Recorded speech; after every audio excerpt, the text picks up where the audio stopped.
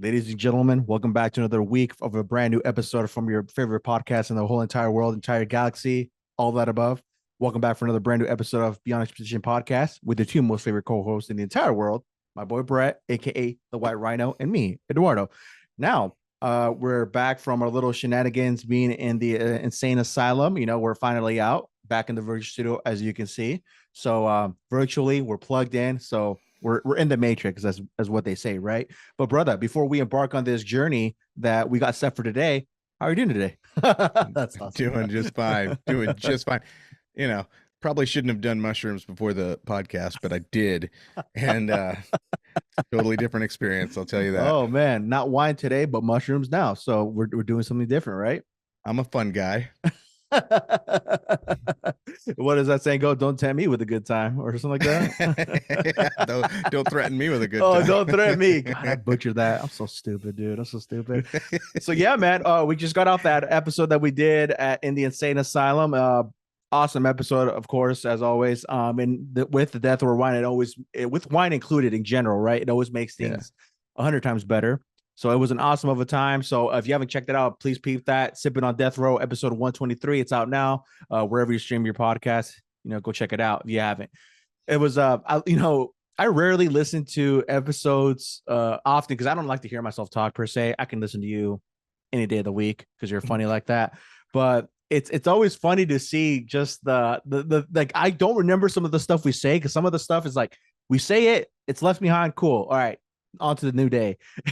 And you're drunk when you say it, so you never remember your drunk conversations. Right. But it's for me to get that genuine laugh randomly at work, just bust out laughing randomly. They always look at me like I'm really crazy or something because I'll just like end up laughing so loud. And if anybody knows me personally, when I laugh. Like you let it be known because it's just me. Like if I find humor in something, I'm just gonna bust out laughing. It's just me.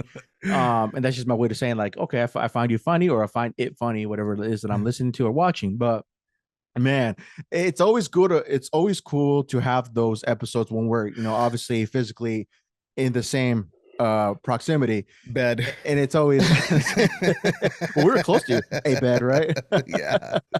But it was such a good time, man. And it's I wish we could do that more often because it just sets for a good vibe to have a good episode. And hopefully down the future we've had some talks about making that a reality. Don't want to spoil too much because I definitely want to work towards potentially having different setting in the future to we actually do more of that because that's when I feel like the creative juices always flow better and it just makes for a good time. But I had an 100%. Awesome time that when we were in the what is it, insane asylum, and it was awesome. Death Row Wine, like we said, I think we rated it we rated it by album, Dogfather, right? Or not Dogfather, Dog Food album. Yeah. Okay. So yeah, it was solid. Did you finish that whole bottle? It didn't sit well after a couple of days, and so I tried to drink some last night. I tried to finish off the bottle, and I took one sip, and it was starting to taste like a little bit rancid, like when you don't finish your wine all in one sitting. Like if you're gonna open a bottle, man, you got to just empty that bottle right then and there. And so no, it's not what is it like leftover pizza, leftover wine is not desired. So I got one sip into the next cup and I couldn't do it. I just went back to my half rack of beer. So drink that till I passed out. Yeah, that'll do, right? That'll do. Yeah.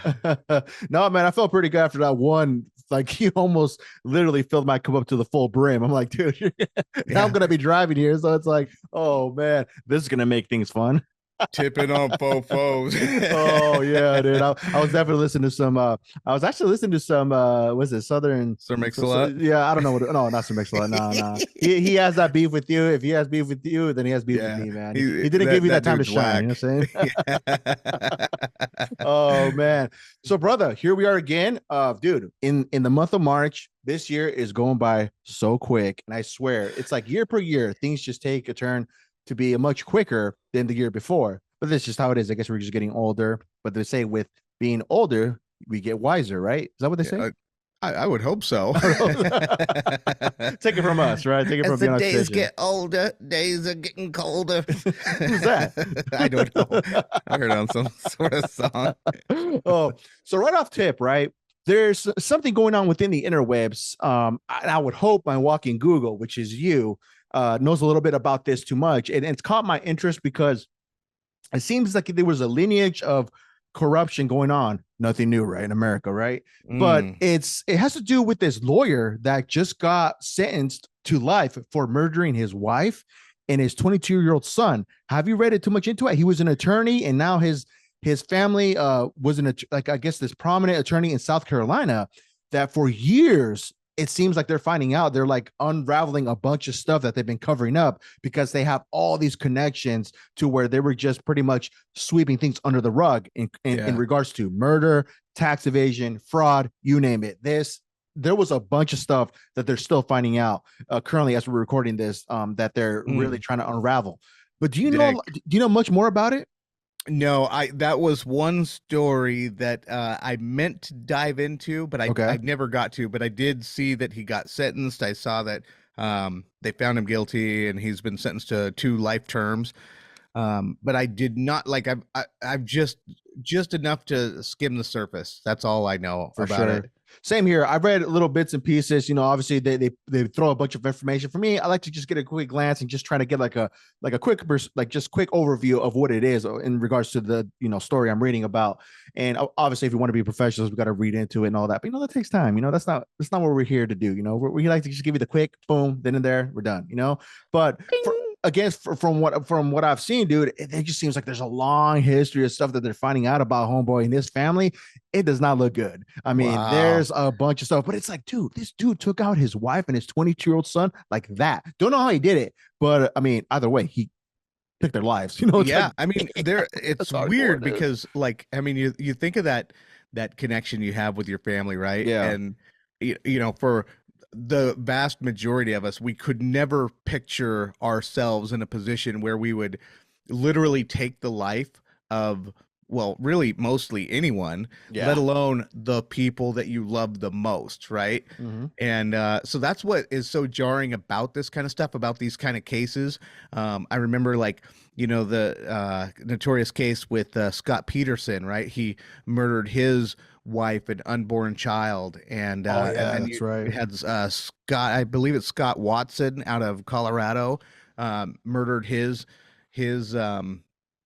I believe the wife, and then all of his little girls. Oh, the 2 little girls he put into like that oil well, whatever it was. Barrel. Yeah. Oh my dude, that is so heartbreaking. And it's and that's one thing that it just, you watch these documentaries that is based on those stories and just to kind of try to dig in and all that. But in that one in particular, right, to see kind of his actions when they caught him in the act, and his next door neighbor were like, hey, we got some footage that we want you to show you. He acted kind of suspicious.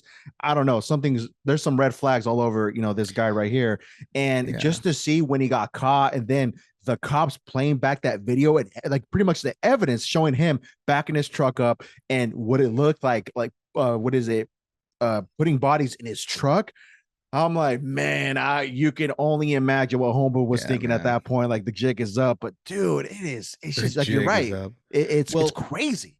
It's insane. The thing that was the hardest for me to deal with was that the conversation that he had with one of his daughters when she was still alive, and it was just like, she wasn't yet dead, and she just knew that other people had been hurt or whatever. And then, so here he is having this conversation with her, like assuring her that it was going to be okay.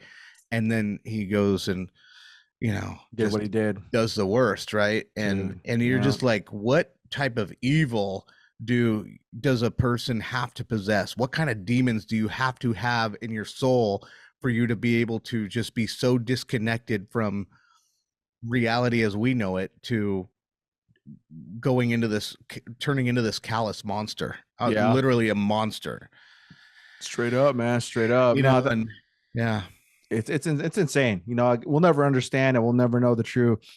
I mean, for him, I think he was seen in this other girl, and he wanted to start a new life with this little side piece that he found, right? And he just wanted to completely get rid of his family, which is like, dude, that's to the extreme. Like, at that point, man, just get a divorce, do your thing, whatever. If it comes to that point, do what you got to do, divorce, all that. But dude, taking your whole family out, Holy man. moly, you are going further than that, my friend. It's Yeah, crazy. It is too insane. much. So, but this guy, this attorney in South Carolina, with him, he probably thought that because he knew the laws Yeah. through and through, that Mm-hmm. he, was gonna easily get away with it. And I think that's the same thing with these Moscow, Idaho murders. This guy, this 29-year-old, or however old he is, um, Kohlberg, he was studying law or whatever, a criminal psychologist or something along Yeah. those lines. So here he is thinking that he's already figured it out how to commit the perfect murder, let alone what, four people. He ends up killing four people. Yeah. And so it's just like these people get this sense of hubris, and they think they're going to get away with everything, and then all of a sudden, when the walls start closing in on them, all of a sudden they're like, well, how did they get me? How did they get me? They act all shocked. Yeah. But you don't, it's almost not shocking that these people think they can get away with this, because I just heard this statistic. They said that 50% of our murders in America go unsolved. Did you Whoo, that's a hear anything huge like number. that? No, that is That's what, surprising to me, but I wouldn't put it past them because it's like, I don't know, man. You would think there's some people out there that kind of study this stuff, how they can get away with this. I mean, I'm sure if you're in that position, you want to cross, cross all was it cross all the X's and dot the I's in regards to just what like making sure you're gonna get away with this. Because if you're murdering somebody, I'm sure you don't want to get caught. But I mean, right. it's insane. People probably look into that and they try to make sure they're covering all their, all their traces. It's insane though. Like, I mean, Yeah. you can't put it past these people that's why the percentage is so high that these mysteries don't go. I mean, these murder cases go unsolved. I mean, it doesn't surprise me, but I'm blown away. I did not know that. Right. Well, yeah, I can't confirm that stat, but that was something that I'd heard through the week. But yeah, Yeah. that was crazy. I think the line that I heard this week was the Ukrainian, our Ukrainian friend Zelensky. He was talking, and his quote of the week was basically telling America that they need to start sending their um boys and girls to war, and they need to start dying. And I'm like, Dude, we have given you so much money, so many weapons, munitions, everything you asked for. fam, You got it, right? we give you millions or billions, close to a billion. Billions. I mean, in money, and now you it's like it's crazy. When I He's like, saw that that's clip, not good enough. I had to take off my glasses. I should have done this. I should have been like, excuse me. You Like, want my son and daughter? Give it the old P Diddy. hell to the F no, my friend. Hey, Yeah, that's like a dolphin you're on right your own at on you. that one, buddy. Yeah, he like you said, weapons, money. What more does he need? And I mean, No. so far from what I keep reading about how they have the upper hand and how they're holding the Russia off and all that, to me it seems like it's working on them. It's like, what more do you want at that point? It's crazy, but I don't know. Like it just doesn't sit well with me, especially when we talked about last time, 2 episodes ago, in regards to what happened in Ohio. It's like if we can't help our own people here and all that, like what makes you think we're really going to go to that extent? You know what I'm saying? Right. It just, I don't know, that type of stuff to me, it rubs me the wrong way because it's like, we need to take care of what's going on here. Now they have homeboy over here trying to say, oh, you need to send more people over here to fight this war. Now, I just don't agree with it. I'm sorry, but I do have, nah. if we are going to send our men and women and everything in between over to Ukraine to fight, I propose that we take anyone who had a Ukraine flag on their profile, over the past year. I nominate them to go first. Yeah, them to go first. So no, it's no, man. I thought when I saw that, I thought it was like someone did that as just to get people, like, I guess, triggered in a sense. I don't know if it was fake or real, but you're confirming. I mean, he really said that at a panel wherever he was talking, right? Yeah, I mean, I don't know the full context. Okay. There could have been more context to it, but basically, what that the only event that would take place, we are a NATO nation, and the only way, so Russia can attack Ukraine. Ukraine is not a NATO nation. It's not. And they want to be a part of NATO, but they're not. But the rules that NATO has is that if one NATO country is attacked, then the rest of NATO can pile up, right, and go to war. But since Ukraine is not a NATO nation, then Russia can go do whatever they want. We can't. But the second that U.S. citizens start, or U.S. military starts getting involved, starts putting U.S. military troops into this, that's basically World War III. Because now you've got China, who is supplying Russia with weapons, and then you have Russia supplying Iran with weapons, and you have, I guess, Iran is giving Russia something. So World War III. There's no ways around it. So, but the talk, it's like when you hear Zelensky, there's no talking down on his end. There's no thought of a peace talk with him. In fact, he's been presented with a number of peace talks and he's rejected every single one. It's been him that's been rejecting it, not Putin. Okay. So again, when it comes to this type of stuff, I mean, obviously, we're not all for war. Obviously, we wish that there was peace all over the world. That would be the main objective. But obviously, in the current circumstances that we're at right now, that's not happening. But what would be the benefit if we're investing so much into this war? What would we get in return? Let's say when the dust settles, what do we get in return from Ukraine? And that's the question I want to know. Like, that's I'm gonna answer that question with a question. Okay. What did America and the Allies get when they defeated Germany, Nazi Germany, in 1945? They got all of their gold. They got all their scientists. I was gonna say their scientists for Project Blue Book and all that stuff. Yeah. Yeah. I mean, so I'm sure the resources, right? Their resources, whatever they have, the weapons, the people, the resources, the money, the gold, the silver. Okay. And makes sense. One more nation to group in with them to say, hey, now we've taken you over. Now you're a part of us.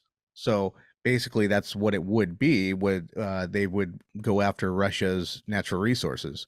They want their wheat fields, they want their gas, of course, their oil, and all of their gold, and everything. That's essentially why this is going, as far as it just.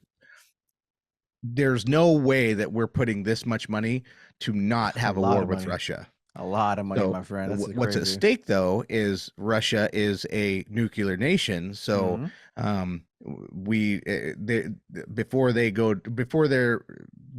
if this turns into a world war, before they even lose or have a shot at losing, they will certainly nuke this country. And we don't want that. I want to keep on potting. No, I want this podcast to flourish. I don't want to be nuked, please. I was watching this video. They said that there's like five states that so basically how they have it. So the people say, okay, well, if Russia sends nukes over, where are they going to hit? Where would, if you were Russia, where would you send a nuke for the most damage? Definitely DC, definitely New York, definitely California, Los Angeles, Seattle, or around this area over here, Pacific Northwest. That's my take. Right. I don't know.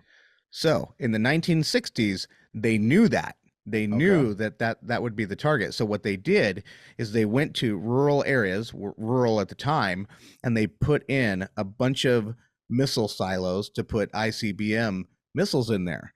And so their attack was, or their strategy was, now if Russia in a Cold War launches their nukes, they have to hit those ICBM locations first to stop more new missiles come from hitting them, right?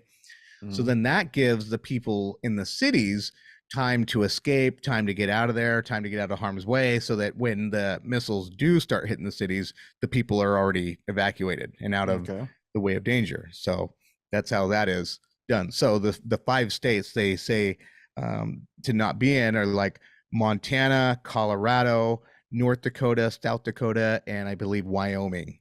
So if you're in those 5 states, you are at most risk of getting bombed. Things are looking dicey. I'll say it could get dicey out there, which is funny because Montana is always my getaway, right? Don't worry, dude. I told you, yeah, as I say, yeah, or we can go down to Mexico. I got a crib over there we can go to, so we'll be set. You know what I'm saying? We'll kick it with the cartel. we'll be potting down there for sombrero, the boots, you name it. We can still be country. See what I'm saying? So we'll be good. Yeah, that's what I'm saying, dude. I just gotta learn the lingo. For sure. But Mexico, for a lot of people who want to escape America, Mexico is one of the top spots to leave. Yeah. So there we go. We'll be all eating tacos, drinking tequila. Hey, life will be sweet, right? Without the murders, of course, though. But we'll be good. So of course, yeah. I mean, more of the story. Yeah, we were talking about. I mean, we I feel like we like navigated through like this zippy road. Talked about this what is it? The lawyer guy. I forgot his name. I'm horrible with names. He got put in jail in the slammer like MC Hammer for taking out or axing his wife and his kid. And now, with what's his name? Ukrainian homeboy. I'm pulling it up. What's Ukrainian homeboy's name? I'm horrible with names again. I'm sorry. My guy? No, Zelensky? Zelensky. With you talking about wanting people, Matt, hey, you got the money, you got the weaponry, go handle biz. You already got some of our resources, homie. So hey, go handle business. Leave us out of it. Yeah, right. Don't throw us in this beef. Don't put us in the BMW to get shot up at. No pun intended. No pun intended. No pun intended. The BMW Flamingo and Koval. Yeah, don't put us in that BM. We don't want to go in that BM. We want to go straight to the club and have a good time. We're not trying to fucking go do all this. Hell no. No. But in other news, we actually talked about this topic off air, and you said you wanted to talk about it, but I did you a solid and we brought it up here. I looked a little bit into it, and it's going to be a topic of discussion here in the virtual studio on this WTF segment for this podcast. So how would you feel, Brett, if you had this 2026? I mean, the newest of the newest, especially a Ford, because Ford is the one that's going to be the topic of discussion here. The Ford, the car maker, for people who don't know, living under a rock. So let's say you buy a car. The old school way of doing things, if you're not making your monthly payments and you're not making those monthly payments on time, and they give you a set deadline, obviously the repo people, personnel, the crew will come by, take the car, give you notice, hey, I'm taking the car, you haven't made your payments, blah, blah, blah, blah. It can get pretty dicey, though. I've seen some of those shows that they have on there where they repo people's cars and get dicey. They got confrontations to deal with, just people to deal with in general. It just becomes an ugly mess. And Ford actually said that they want to, get rid of that to where we don't have to deal with confrontation anymore. That your car, you're hearing me right, your car will be able to leave if you don't make those monthly payments on time. It will have a full authority to leave your driveway and drive back to the car lot. Yes, you heard it here first. Be an Exposition Podcast, and we're gonna get into it right now. So, this little topic I found. Is called the title of this topic: Future Ford EVs may drive themselves back to the dealership if you miss a payment. So dystopian tech is everywhere. The police have killer robots. Intelligent people are getting weirdly attached to AI. And Ready Player One is beginning to look like a documentary. Ready Player One is a movie by Steven Spielberg. It's about this kid that goes into virtual reality. He goes into this completely different world. It looked cool. I haven't seen it. I heard it was really good. I'll definitely peep it, but that's what they're referring to when they talk about Ready Player One. Not wanting to be left behind, Ford is attempting to patent some incredibly dystopian sounding vehicle technology. The Detroit-based manufacturer has filed a 14-page patent application which contains some pretty extreme ideas. The patent document talks about how the tech, which may only exist as an idea at this time, could alter repossession proceedings. For the most part, the legal side of things would be the same. The person leasing the vehicle would receive a default payment notice if a payment is missed, and a notice stating the lending agency intends to repossess the vehicle if the payment schedule isn't brought up to date within a certain time frame.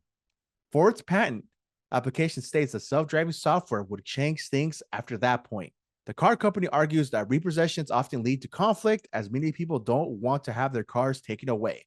If the vehicle just drives off, it will remove the potential for conflict. Even cars without full self-driving software aren't safe.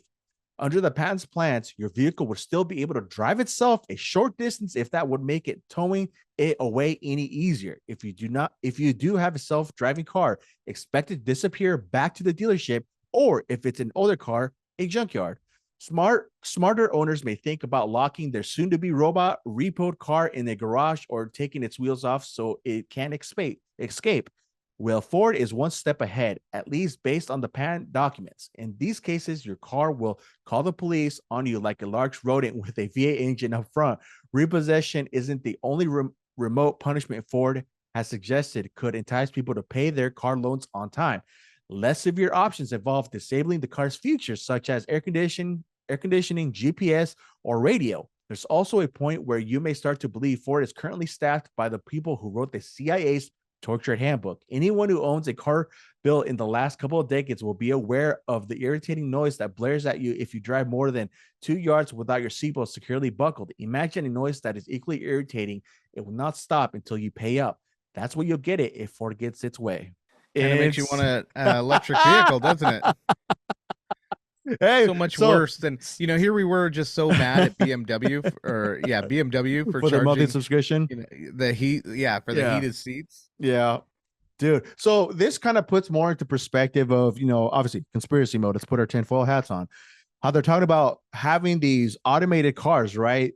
Being fully autonomous. You know, they were saying, like, somebody was saying, again, the interwebs, that by a certain year we'll have fully autonomic vehicles. We won't even need to drive anymore. You just get in, you go where you need to go. Boom, boom, boom, boom. You know, easy peasy, lemon squeezy. But with this type of stuff where anybody can control that car, I don't like it, because for one, somebody could easily hack a mainframe or hack these servers and drive that car off a cliff. And I got to think about the worst here, because if this article is saying that, hey, they could cut off your GPS, they could cut off your air conditioning, they could cut off, maybe your brake lines go off, maybe you lose power, or your speeds up automatically. You don't know that.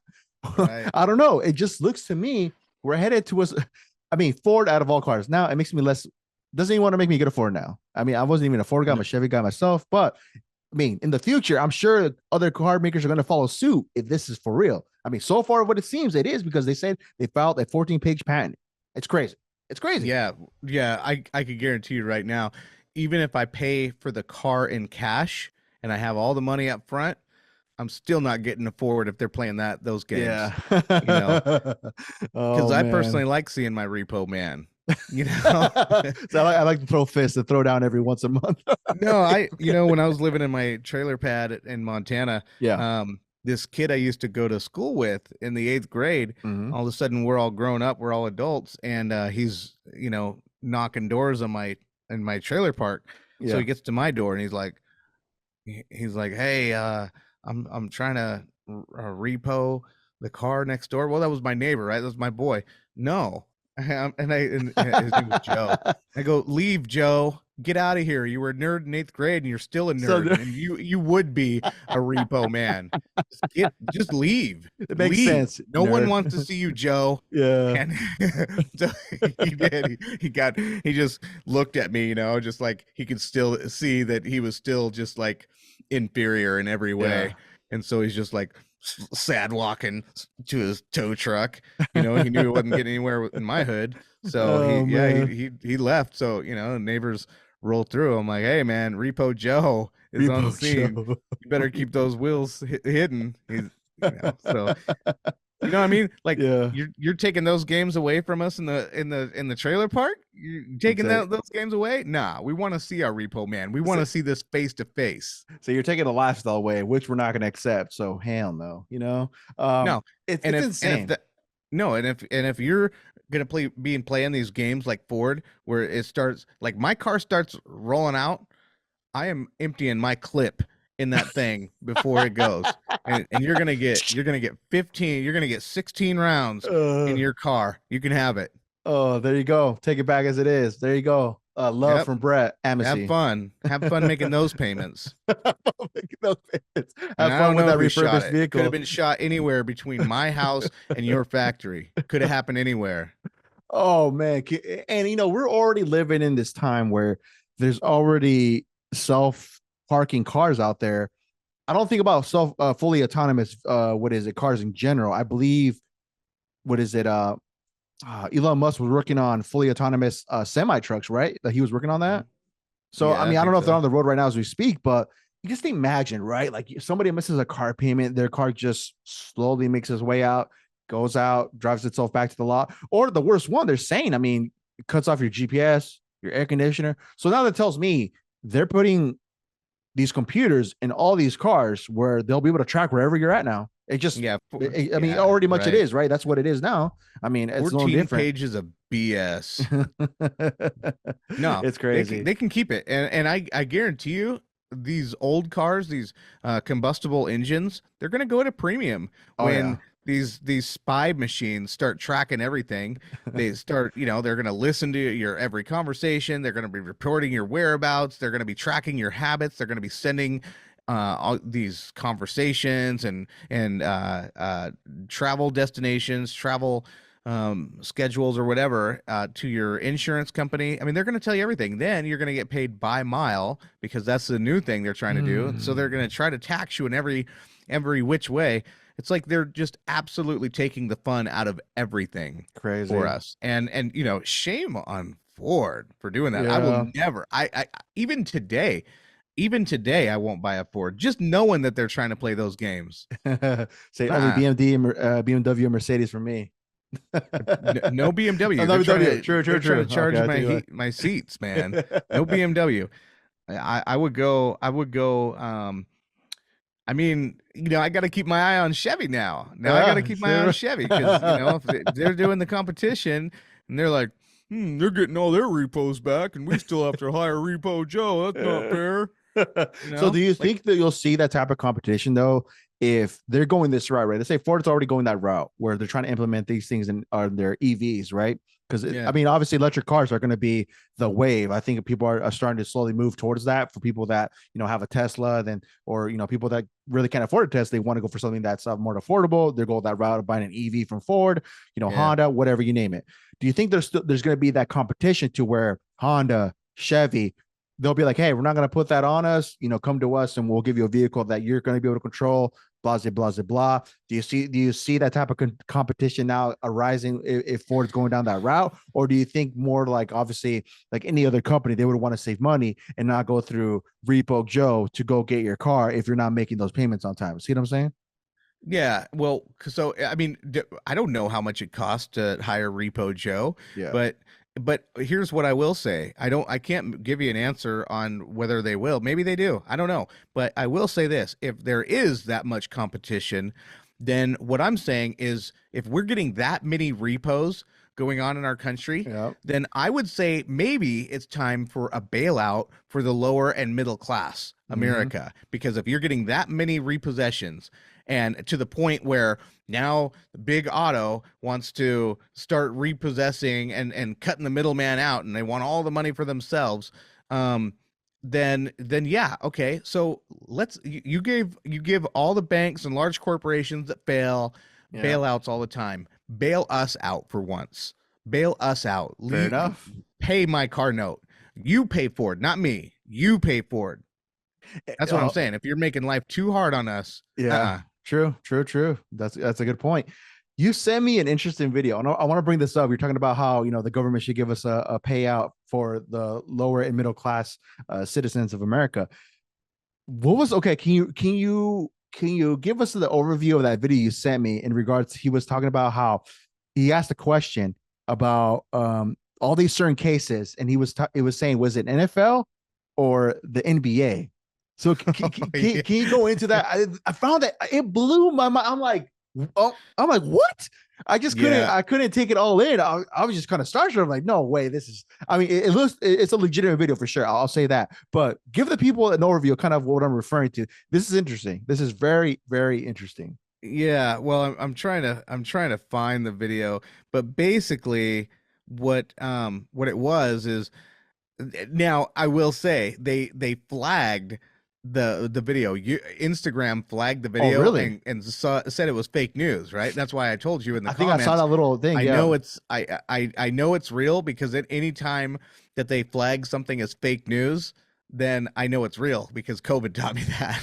And I don't know if we're gonna hit. I don't know what hits the algorithms anymore, or whatever we get banned for. But like, we can legitimately say that COVID came from a lab in China, Wuhan, China. They we've said had that in the strikes news on that kind of stuff before, but now that it's officially in the news, they can't give us strikes anymore for saying that. So we're just going about what we heard, but obviously it's come true. It's true. Yeah, but basically, what they're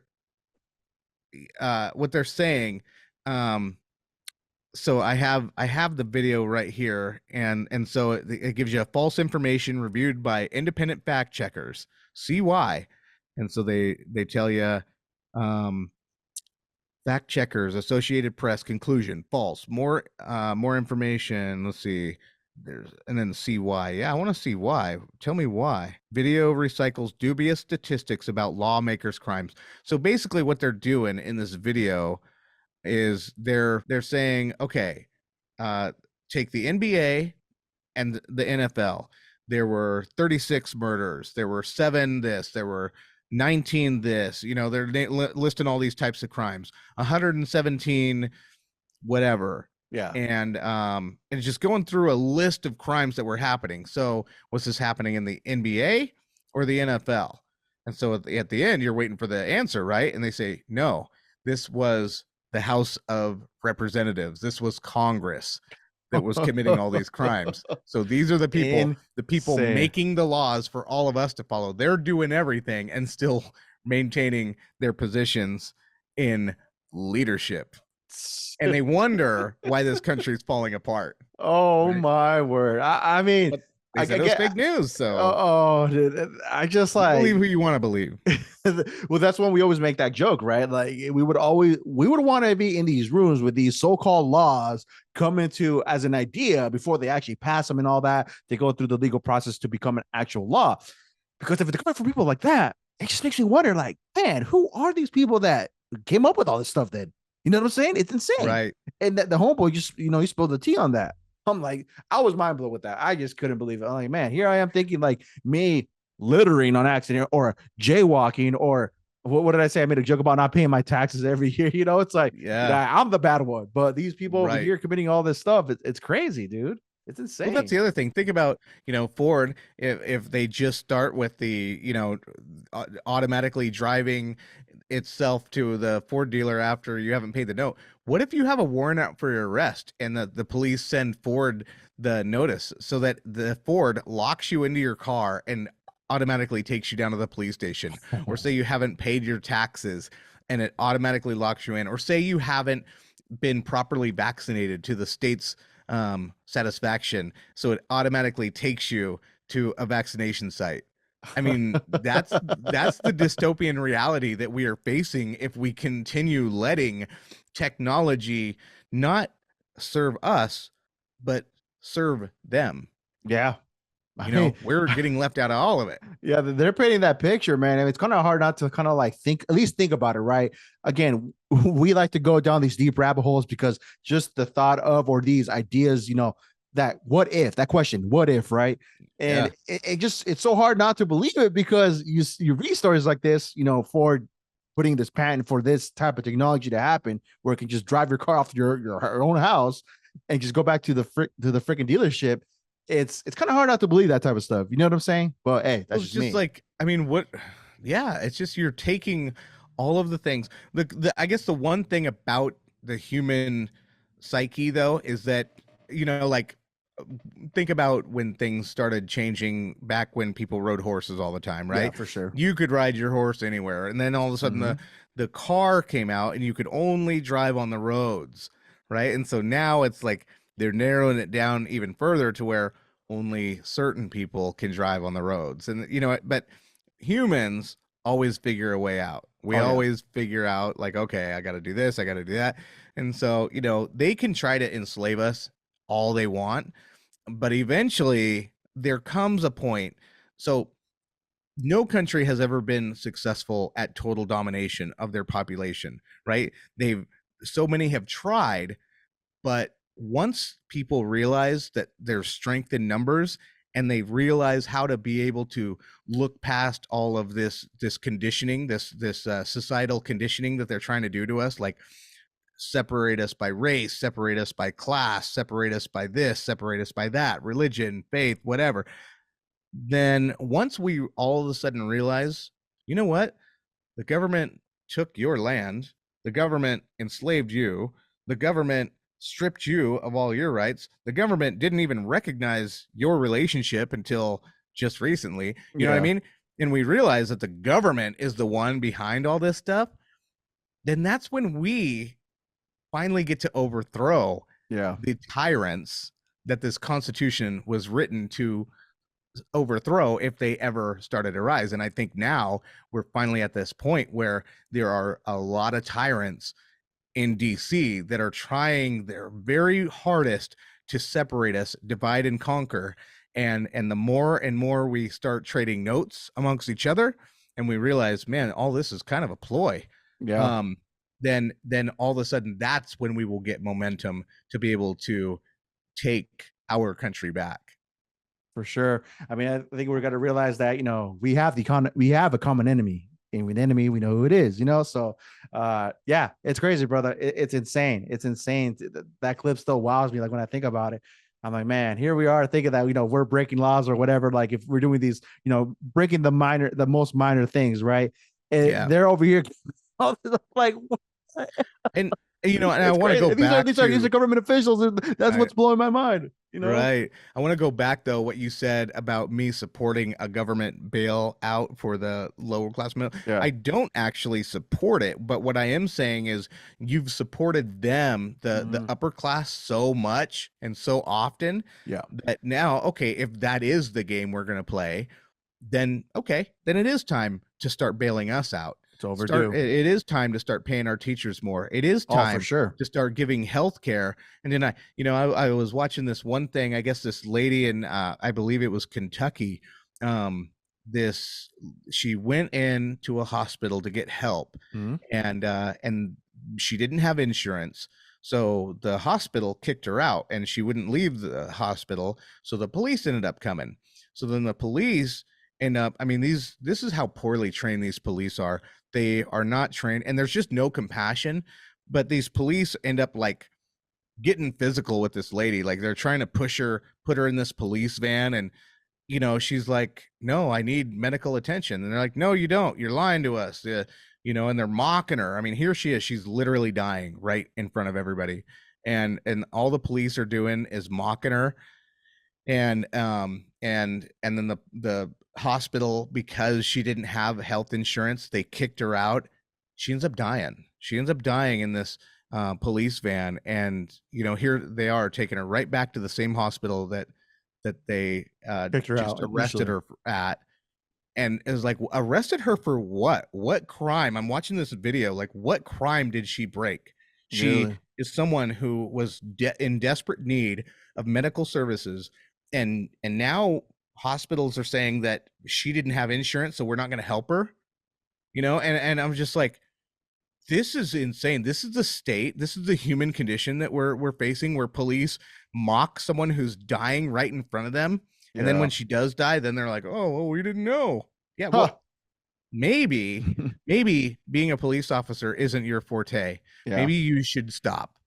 And maybe we should start. But again, it comes down to the money that it does take to train these police officers. Maybe we do need to start investing more and stop giving all these huge tax breaks to these huge companies that keep getting millions and billions in tax revenue, or in tax returns a year.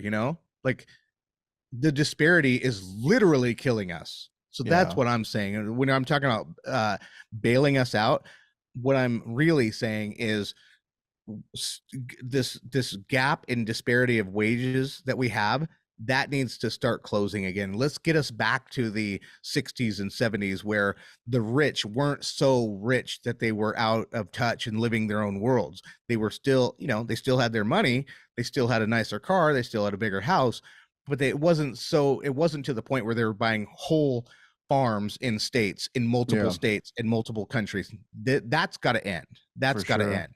I think the one thing we've talked about this on the podcast before too, many episodes ago, in regards to seeing where our taxes go. I just hope in the future we actually have a legitimate, like, a view of, hey, Brett, this is where your taxes are going through specifically. This is where all your money, what you're, we're taking out of your check. This is where it's going to go fund and all that. Like, specifically down to the T, where your money is going and the progress that it's making. You're talking about the debt calendar? Or no, I'm just saying in general, the taxes, that where it goes to, you know what I'm saying? Like, if it's going to help out, like I said, schools, the police, whatever, but something to Right. where we can see as citizens, like, okay, our contributions are for keeping this, country afloat and, just keep going forward. But we don't have any of that. They just take taxes and it's like, but where is it all going? That's my question. That's the thing that I always wanted to know. Yeah. Just a more transparent view. Is that, I guess, what I'm trying to say, right? And what I don't understand is that, yeah, you're right. There's no transparency whatsoever.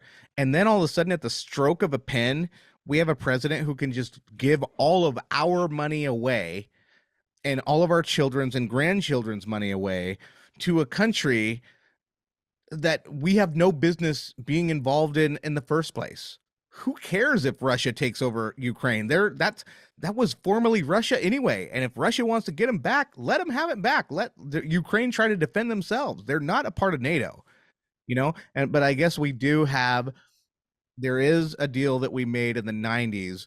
I believe it's called the Minsk Agreement, where the U.S. did promise to defend Ukraine in the event of an attack on Russia. There it is. Because Ukraine used to be a nuclear power, and so we told Ukraine in the 90s under Bill Clinton that if they took their nukes away, that we would always protect them. So I guess we're kind of roped into that one. Okay, that makes sense. But the one thing I want to talk about, have you heard anything about this WHO, World Health Organization, this deal that where we could be giving them be giving them authority over our sovereign nation, like when it comes to the next pandemic or whatever? Never heard about that. Please discuss. Like on February 27th, there was some sort of thing that the U.S. had to submit to say, yep, we're, if in the next event, a pandemic, we are going to let the World Health Organization actually have powers over, like, authority over our country. So whatever they say, we are legally bound to follow their guidance. And this is the first time in America that we've ever even thought of doing anything like this. And so what they're saying is, so that sounds kind of like a treaty, right? But a treaty has to be passed by Congress, and there's no way that Congress would support such a thing, right? Mm-hmm. So what Biden is doing is he's going behind closed doors, and they're being able to make this deal, and that they don't technically call a treaty, but it's as legally binding as a treaty. So you have to treat it like a treaty, but without Congress approval. The hell? I've never heard about this. This just happened recently. So you said February 27th? February 27th, yep. And so if the World Health Organization says that we need to close all the schools or we need to close the businesses, we literally by law have to follow that. So what's the consequence if we don't, right? What if a state does? Well, the consequence would be the federal government would have to come in to those states and they would have to start. So that's what we're flirting with right now. Isn't that kind of coincidental though? Like, hey, I feel like they kind of like looked over what happened during the pandemic, right? They were taking note of everything. Hey, we got to write up something that is going to give us full authorization, so nobody will question us. That way, we have full reign. If whatever we think is best for you, we're gonna do. Yeah, well, and stupid. The conspiracy theory in my right-wing circles is that if you notice that when it comes to gun control laws, what lawmakers have been trying to do is associate gun crimes with mental illness, and so they're trying to treat guns as a health concern rather than a legal, like a law concern.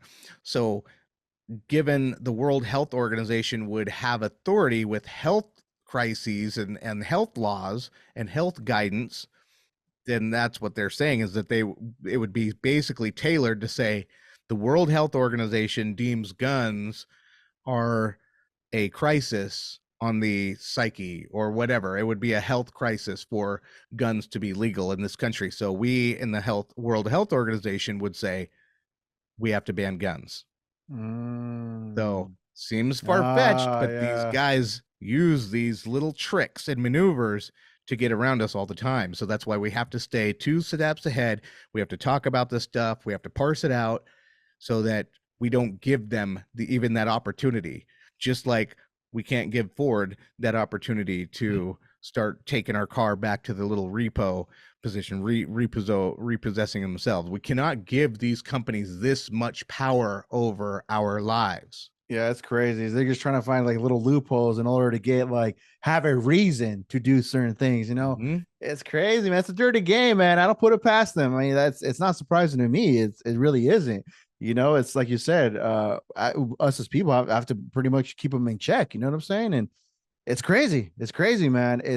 I did not know that though. No. But that's crazy though too, right? The big question here is, or just the big thing to kind of focus when you're talking about the next pandemic. Yeah. So they're already planning, like, so why would you even say that? Like, you can just, like, they're putting too much like thought and thinking too much far ahead. It's like, we haven't even crossed that bridge yet. Like, why are we thinking so far ahead? You want to put this much power right on this, on the World Health the World Health Organization, right? Yeah.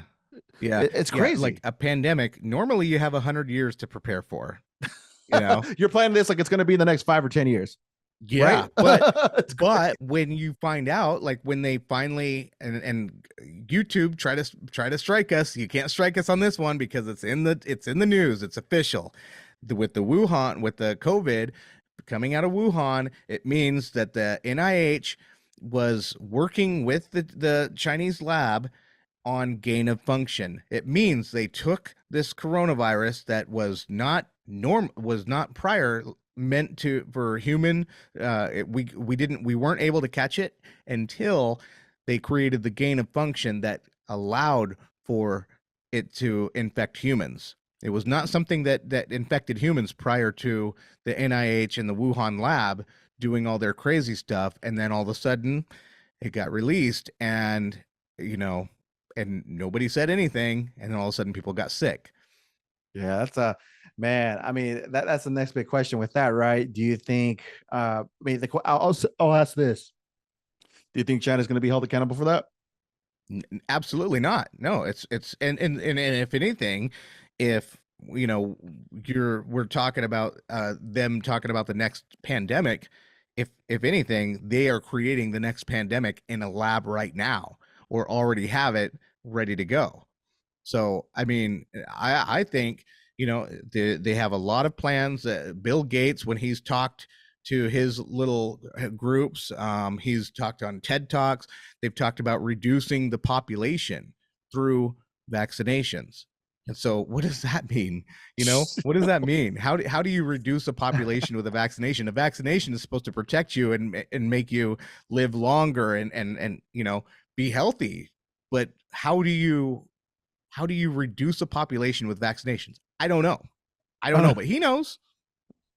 Bill Gates, stick to Microsoft Word, PowerPoint, Excel. Just stick to that. You're doing good. Go help us with computers and all that. This video is going to get striked. You know that, right? I know. Hey, we're like rolling the dice on here, man. If we got to find a new home, you got to find a new home, man. But it's out there. I mean, it's not something that we just pulled out of the sky and then just threw it on here to talk about. I mean, right. In regards to the the COVID leak in China, I mean, that they legitimately put that out. This was like a couple of weeks ago from when we're recording this. I mean, so it's out there. It's in the news. We're not lying about that. It's like Al Gore says, it's an inconvenient truth. Sucks for them to have to deal with it, right? Yeah. But now all the cronies at Google and YouTube, they have to slowly just savor the flavor of the truth. Like, sucks, doesn't it?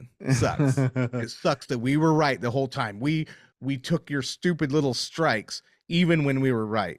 And we'll take them again. Yeah, I think yeah, it's crazy. It's crazy, man. But we were saying about, did we say anything about Elon Musk in that conversation, in that little portion? Did he bring up his name? No, the funny thing is we talked about Ford doing repos and all that stuff and everything else. And Elon Musk and Tesla did not get brought up one time. We brought up Bill Gates. We did all this other stuff, and we did not bring up Elon Musk one time until now. There's an interesting topic that I read about that I want to bring to the table, and just an update because we've talked about this before in regards to Neuralink. Now, this is the most recent update in regards to that. So the title of this little piece: Elon Musk Neuralink gets FDA rejection for human brain implant trials. In early 2022, Elon Musk Neuralink applied for FDA approval to launch human trials for its brain implant chips. Reuters revealed that the start of March 2023 that 7 current and former employees of the Food and Drug Administration had corroborated news of its rejection. Prior to this reveal, the rejection had gone unreported, and comprehensive details of both the application and the FDA's concerns remained unknown. Neuralink has been conducting animal trials since at least 2018, and its application to begin human trials is certainly a big step forward, but one that's come in rapid time. The FDA typically receives requests from companies seeking to perform human trials after they've completed at least 2 rounds of non-human studies.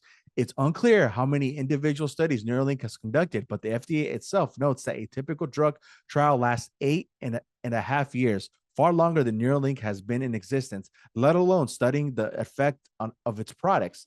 This setback will mean that Neuralink will have to return to the drawing board on a few key issues if the company wants to compete in the truly crowded market of human implant research and product development.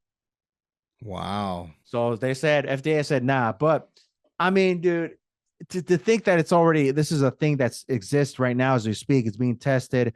I mean, if anybody can get this thing going, I mean, I have no doubts that Elon's going to get this down to the T where we're going to hear about it, that it's going to be tried on a human. And I bet there's people already lined up willing to do it.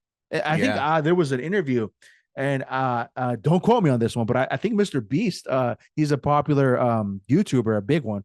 He said that he wouldn't mind he would try it. He would do it after obviously the trials with the animals and all that. But I'm like, man, I don't know, something in my brain like that. So I'm good. What is it supposed to do then? So it's pretty much supposed to be where you can pretty much, like, this is more for people that are paralyzed, where they can be able to control things with their mind in regards to like maybe your cell phone, your smart TV, stuff like that, right? But wow. I mean, tinfoil hat time. Who knows if they can read your thoughts? I mean, then that could be a thing where they could say like, let's see what so-and-so is thinking today, or let's see how they're feeling today. Or, I mean, you never know with this type of stuff. I mean, I'm sure there's this article even said there's other companies that are investing in this type of technology. So I'm pretty positively sure Neuralink isn't the only company investing in this type of stuff. So I need to cue that video up that I sent you about the prediction of the future. Did you ever listen to that? I did. How he was talking about how you will be able to pretty much download whatever it is that you want to learn. If it's like you want to be a dentist, instantly upload it instantly like that. Yep. I don't put it past it, man. And that could be that in the 60s. In the 60s, yes. And I've seen multiple videos of that where, like I was saying before, younger kids predicting the future, how they were saying technology is going to be a big key focus in many years to come. And one of them was even talking about like in regards to having like your a computer, a handheld computer at the palm of your hand, pretty much. And I mean, what is that? Your cell phone, literally. Right. Like you'll be able to have whatever it is that you need. Palm of your hand, your cell phone. That's all you need. And that's become an accessory for, I would say, 99.9% of the people here in the US, all over the world. I would say that everybody has a cell phone, smartphone, whatever you want to call it. So, man, I don't know. It's interesting, though, that a lot of these, kids back in those days were being able to predict what's currently like hitting the ballpark within what's happening today, right? In regards to the stuff that they think, how it would look like in the year 2004 going on forward. You know what I'm saying? So that one you sent me, yes, that was very interesting that he was talking about downloading all that information just in a split second. You'll be able to have all the information right there. One thing, I know we're closing it out. We're about ready to, but I want to end this on a highlight. Okay, let's hear it, brother. You had sent me a video, news article out of Moses Lake, Washington. Yes. An airplane. So you sent me the video. Talk about what you sent me. So they actually, and this was news to me because it kind of caught me off guard because it's local, right? Moses Lake is not too far from where we're at, but they were talking about how the FA, it was the first hydrogen powered airplane that took flight out of Moses Lake. So it's the first flight of a hydrogen powered airplane that was a success this week, showing zero emissions air travel could be on the horizon. So it's a good thing. I think with tech like this, or not tech like this, but this new wave of being able to travel, in airplanes, if it's hydrogen powered, this could be a whole new market. This is a game changer. Obviously, they get it down to the wire because I think they were saying that it only traveled for about 15 minutes.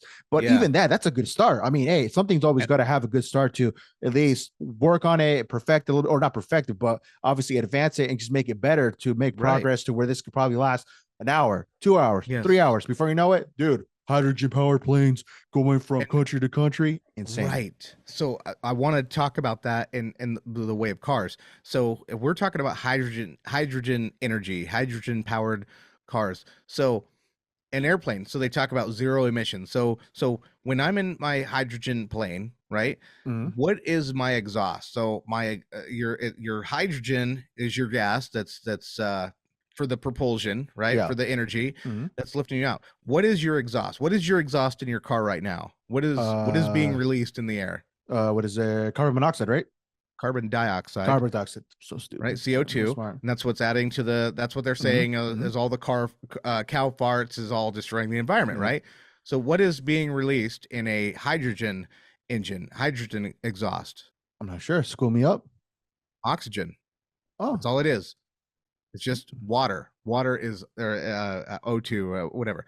Yeah, I think it's just water is the only thing. Be a scientist, man. I swear. Right. So there's nothing that harms the environment. So what I'm talking about though is we went all gung ho on these electrical vehicles, right? But if you do any type of research, you realize that these batteries and everything that you have to mine to get these batteries to work. And then when these batteries are bad, where do those batteries go? They go in these landfills. What are we going to do with those, right? So there's just all this waste that these environmentalists keep talking about EVs being a better solution. However, we're looking at this dystopian control that like companies like Ford and BMW are trying to implement. And so I think that's the goal is control. But if we can get hydrogen power cars, guess what? We get our sovereignty back. And we also, so we have combustible engines again. And instead of releasing CO2, we're just releasing O2. And we're not adding anything to the environment, anything negative, and we're not mining all this crazy chemical or crazy minerals and whatever that we need to make all these batteries. Then these batteries aren't going into the landfills. So hydrogen seems to be the power that we need to be going to. So when you sent me that video, I've always thought hydrogen cars would be great, but I didn't even know that they were doing hydrogen powered airplanes. I know. That caught my attention, beyond expectation. Oh, dude, I know. Hits beyond expectation. Dude, I know. It was awesome to see, man, because like I said, it's locally, and I hope this catches wind, but it's like, the big question, right? How much of a threat is this for the gas, the oil, like everything? Like what's been powering all our cars and all that? Like how much, like you said, this could go into cars. And also, we've talked about this gentleman too, Bob Lazar, hydrogen powered Corvette. He made his own Corvette. It's out there. YouTube it. Bob Lazar, hydrogen powered Corvette. He goes into explanation on this and he shows you detail on how he makes this work. So it can be done. But of course, why is it that we're not seeing so much of it being, I guess, out there really exposed for like people to see? Like this is an alternative and better of EVs or whatever, even like, gas powered cars. But I don't know. That's the stuff that kind of makes you scratch your head, the conspiracy is that an oil company bought the patent and then buried it away. Right. Okay. So oil companies, if that conspiracy is true, go ahead, come back out, release the thing, and we don't care if Shell or BP or Chevron or Texaco or whatever oil company releases these things, but we will give you trillions of dollars if you give us hydrogen cars.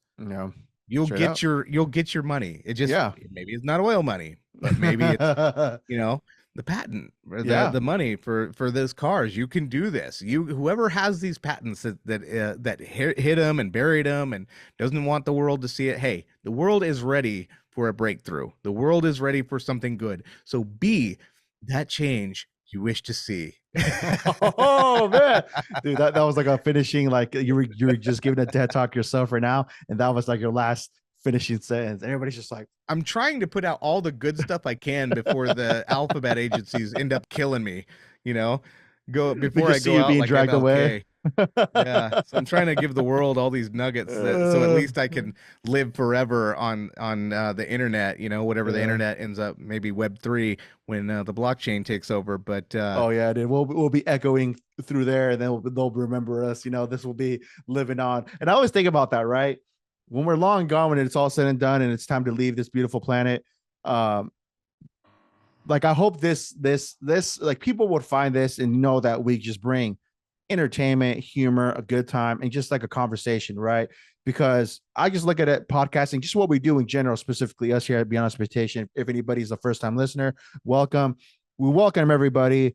And this is just a space for us to really just have a good time, have a conversation, like get your mind off what's going on in the real world and just talk about all this just craziness what's happening within the world, but having a good time with it, like making you part of the conversation to where, for those couple minutes to an hour, half an hour, however long these episodes go, to just bring you laughter, and just get your mind off certain things to where, just having a good time here. And that's what it's all about for us, especially, that's what we always try to deliver in regards to content.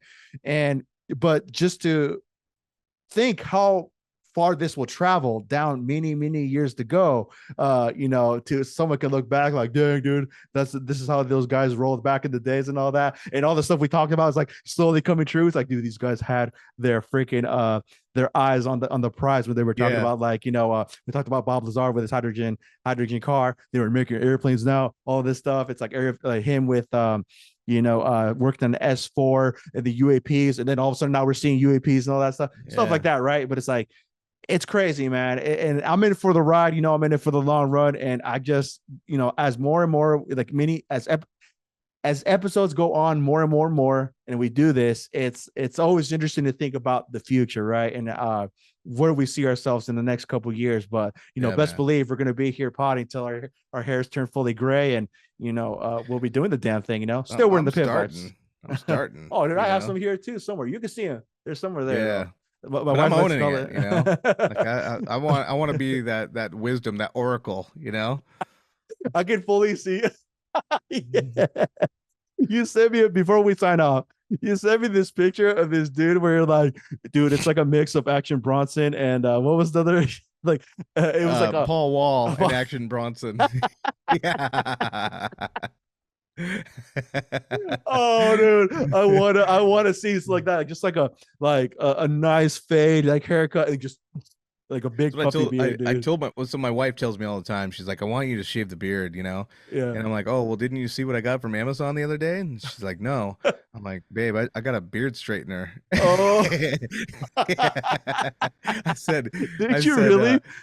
Yeah, dude. I got myself a beard brush, Oh, and then dude. but the straightener.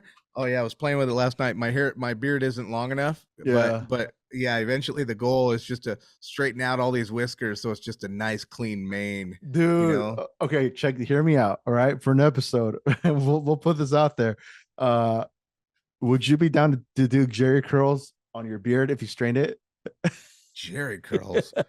I believe that's cultural appropriation. No, but it's like having it curly. I'm not saying like it doesn't necessarily have to be like the Jerry curls and all that, but like having it just like, I don't know how you would say it. I want to say like Jerry curls. What are the other those specific people that have like the little twiny hair? And again, I'm sorry, I really don't know. I don't know the specifics today. What is that? Those are the Jews. No, not like Jews. The curly hair. Is it curly hair? They have the curly hair that comes down. What I'm trying to say though is like having curly hair. That's all I'm trying to say. I'm not trying to pinpoint you out to make you something or nothing like that. I just want to see your hair curly. That's all. I think it would look dope. So I think I don't know what I could do. I mean, I could go like afro it out for a while, but eventually that'd be cool I too. can go to my Viking heritage. That's the beautiful thing about being a mutt. I can say I'm Irish. I can say I'm Native American. I can say I'm Viking. Yeah, you're all around. Yeah, I'm all. Yeah, I've been around the world. Not been player hated.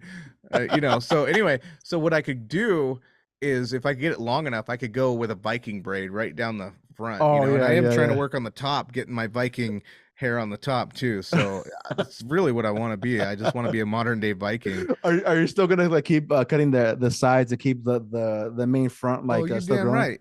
Damn right. That looks so hot, dude. So yeah, I'm going to the casino tomorrow in full mode. So I'll have the Yeah, I'll break out the beard straightener. Oh, I love it, You see dude. me at the casino, just like Okay, so in that point though, if your beard gets long, you got to braid it too. You got to have it braided, just fully coming down, I will dude. certainly do the Viking braid. Yeah, and Hell I yeah. am sure to.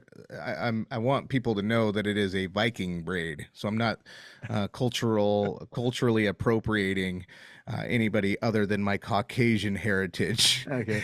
No, we admire everyone. You know, I'm not trying to, like I said, that was not my. I was just trying to use it as reference. That's all I was I trying to know, say. You know, I for know. people out there, don't I'm get just your panties trolling in you. the junk. You know what I'm saying? We love everybody. What But are yeah, you trying man. to be a Jewish? No, man. I mean, hey, to each their own, man. I respect I respect it. You do you, boo. So, but okay. With that being said, though, we're gonna sign off. But of course, Yeah, before we you do, should. make sure that you check out all our previous content. You can find us anywhere: Spotify, Apple Podcasts, TuneIn from Radio. Only social media platform we're on, as below as it says. Beyond Expedition Podcast on Instagram. Check us out there. Post clips, you name it, anything in regards to the podcast, you'll find it there. But we're gonna sign out. Have an awesome Friday when this releases. Have an awesome weekend overall. We'll catch you next one. Stay safe out there. We love you. Till next time, people. Peace.